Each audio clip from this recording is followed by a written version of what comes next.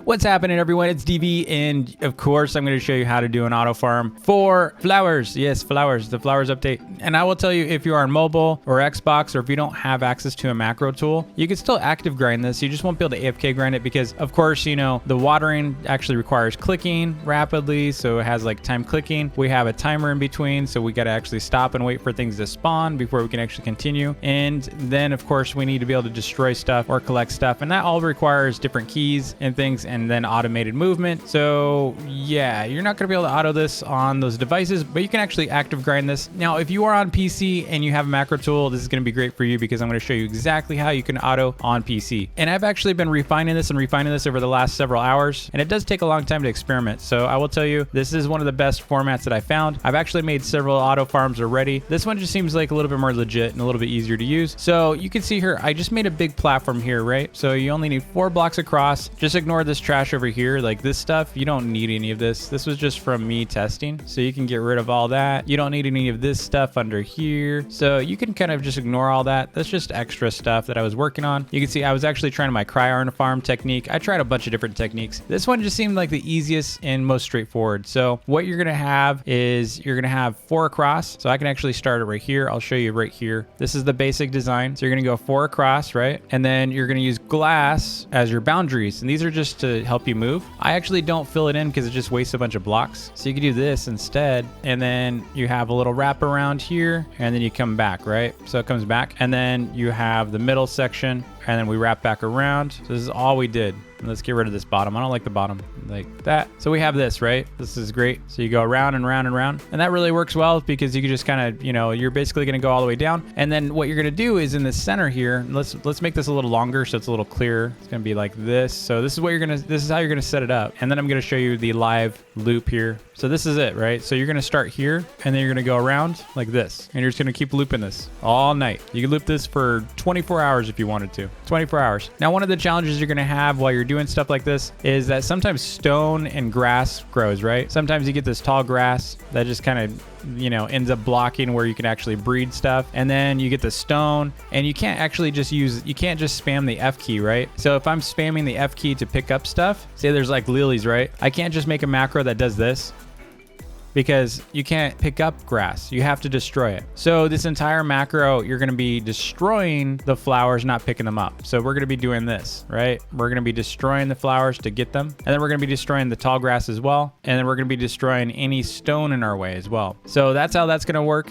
And then you can see I have a double row of flowers here. So there's 2 flowers here, and it just goes all the way down, and you can expand this as far as you want. So if you only have like 10 flowers, you're gonna stop right here, and you're just gonna loop this over and over until you can grow them. And then you're going to continue to expand out and expand out and expand out until you get to this point. And then you're not going to want to go beyond to a point where it takes 10 minutes for you to loop. And that's a double loop, by the way. So if you do 2 loops and it takes 10 minutes, then you have too many flowers. You don't need that many. And just what I would do is I would just take out the stuff that you don't really want. So if you have too many of a particular color, or you don't like a certain type. So like what I would say is these are the hardest right here. The hyacinths are the hardest to work with because they're so stemmy, and you end up like when you're trying to water and stuff, sometimes you kind of see how my mouse over here, it doesn't actually like show the little tag. So when you go over here, it shows the tag, but you see how stemmy it is. It's really hard to actually select it, but you can see I've already got a bunch of length there extended. So if I really wanted to, I'd probably expand out the other way too, but I don't really want to. I think this is a perfect size. And so again, this is the format here. And just a friendly reminder, if you can hit that like button and smash the subscribe button if you are new. So I'm going to go ahead and explain this process. So how we're going to do this is, first thing first, we're going to go right here.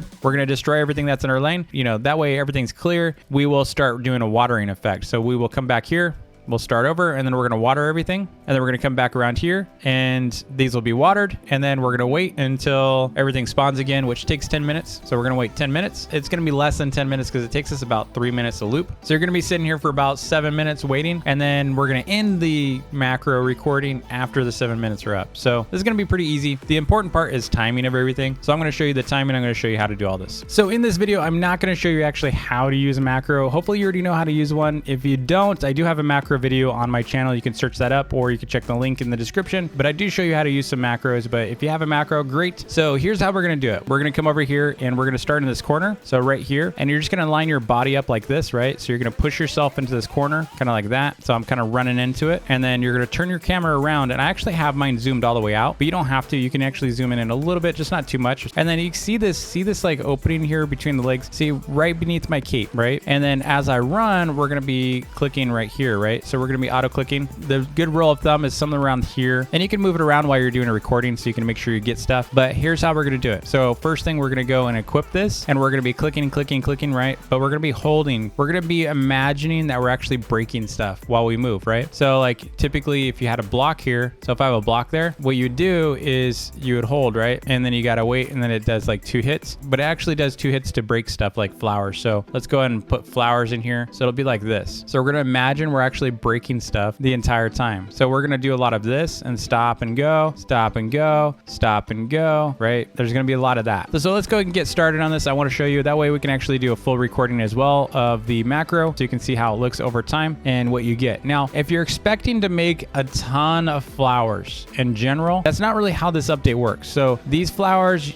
do grow a lot. So the reason why I did double-sided is because I actually tried a single side once, and it doesn't grow as much as a double side. So both sides will actually get stuff. Now, not every flower is going to produce something. So out of this entire lineup right here, right? Out of this entire lineup, I might get maybe 8 flowers, maybe 10 flowers for this entire row every 10 minutes, right? So typically out of that batch, I'll get like 5 colored flowers, and the others will be mundanes. Mundanes are super common, so don't worry if you're getting them all the time. That's just super common. You're just gonna always get them. There's no way around it, okay? There's no way around commons. So I'm gonna go ahead and start a recording now. So I'm gonna go back here, and I'm gonna get ready. So I'm gonna get my character lined up here, and I'm pushing myself against it. So I'm basically holding the S key as if I'm running towards the camera, right? And then I just want to make sure the camera is angled correctly. So you're not gonna be like this, right? See the grass? The grass is almost straight flush like that, like a shelf. And then you just kind of bring it up a little bit to the point where you can see just a teeny bit, right? Just a little bit there. So we're going to leave it like that, and we're going to go and start our recording. But before we do, just make sure you equip the pickaxe, because we're going to always end with the pickaxe enabled at the very, very end, okay? So I'm going to go ahead and start my recording now. I'm lining myself up. Now I'm holding down just in case there's anything really close. And then I'm moving, and then I'm holding down, and then I'm moving, I'm holding down. I'm going to do it again, moving and holding down. And you just keep doing this, right? So I'm holding down the left click, imagining that I'm actually breaking stuff. So it's got to be your imagination, because you're going to be recording, and that's how you use the pickaxe. The pickaxe needs to be held down, right? So you need to hold down the left mouse button for the pickaxe to actually work. If you just kind of clicked like an auto clicker or something, that's not going to work, because that's not how the pickaxe works. But if you hold down for like it's just like 2 seconds, and you could do more of them if you want to, but you're just imagining you're breaking things. Now you can see I've got a lot of hyacinth. Hyacinth is a big pain in the butt for this, and so you might want to actually do another run through here. And in fact, I think that's what I'm going to do. See where my mouse placement is? It's really low. What I'll probably do is after I water, I'll set up another loop, because we're just going to be sitting there anyway. And sometimes you'll just miss these flowers, and that's really problematic for you, because it does take up space and the potential for breeding. So you don't really want to have a scenario where you have like space taken up by anything. So that's why we are doing this destruction kind of mode, just in case there's any grass. Like I said earlier, we want to get rid of any tall grass. We want to get rid of any stones that might have spawned in this area. So now we're against this wall. So we're going to run up against it, and we're going to slide to the left. We're going to do the same thing here. We're just going to corner against this, and then we're going to do it again. We're holding down as if we're breaking stuff. Move this way, hold down, click, hold down. So it's just over and over and over. And then we're coming back. And after this, we're going to water. And then after we're done watering, we're going to do this again, just once more. But again, the next time we do it, the mouse pointer is going to be in a different spot. All right, so we're going to come back in this corner. Now that we're done with that, we're going to go get to our watering can here by hitting 2. And you're just going to want to make sure these are in the hotbar at all times. Don't mess them. Don't remove them or anything. And then we're going to go and start clicking these. So we're just going to kind of take our time through here. We don't have any kind of hurry for this, because again, we got 10 minutes to wait. So we got 10 minutes, and that's a lot. So there's no point in like rushing through here. So we have like 9 minutes still to go at least. So I'm just spam clicking the left button. You don't have to wait for the water to actually pour all the way out. See, this is light green. Okay. Cornering there, going to the left and cornering again. We're going to move this to the right, and then we're just going to kind of move this way. And like I said, after we're done watering, we're going to do one more destruction run just in case we missed anything. And so we're going to just make sure the mouse pointer is a little higher this time, just to make sure we get these hyacinths and anything that we might have missed. And after we're done with this, I'm actually going to do an auto just for a while so you can see a time lapse of it working. And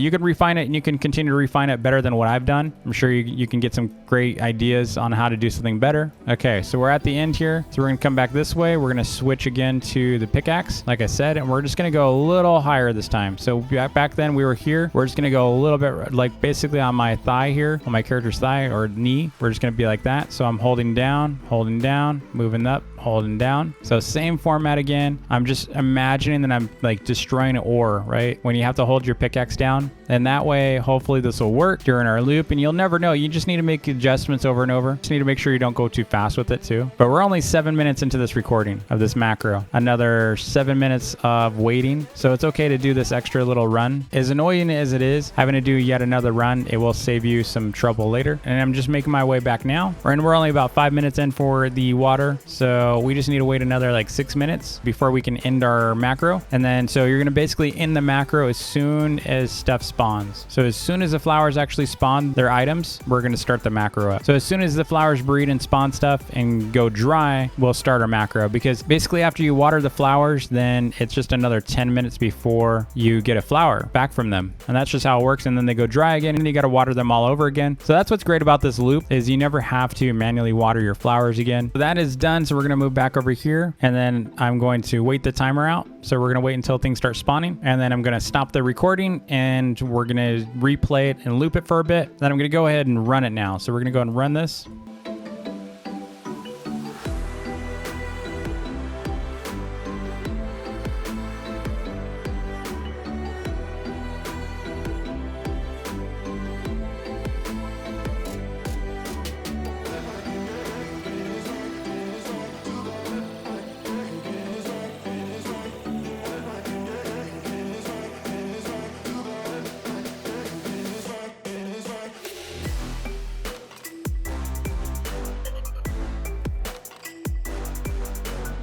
And so this is version 3 of my auto farm. So this version is actually way more powerful. And I hope this auto farm gives you a bunch of flowers or some inspiration to make an even better version of it. Thanks again for watching, and I'll see you tomorrow.